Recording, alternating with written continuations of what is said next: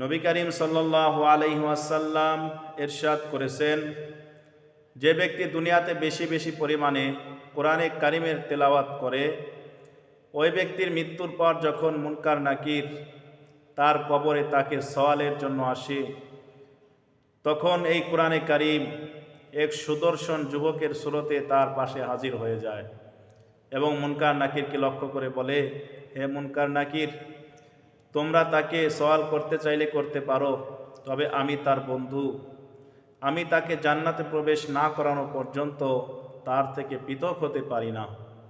অতঃপর যখন মুনকার নাকির সওয়াল জবাব শেষ করে চলে যাবে, তখন এই কোরআনে কারিম ওই মুর্দা ব্যক্তিকে লক্ষ্য করে বলবে, আমি তোমার ওই কোরআন, যেই কোরআন তুমি দুনিয়াতে বেশি বেশি তেলাওয়াত করতে, আজকে তোমার কোনো ভয় নেই, তুমি কোনো চিন্তা করো না, তোমাকে জান্নাতে প্রবেশ না করানো পর্যন্ত আমি তোমার থেকে পৃথক হব না।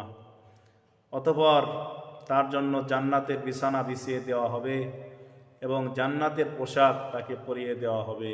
সুবহানাল্লাহ।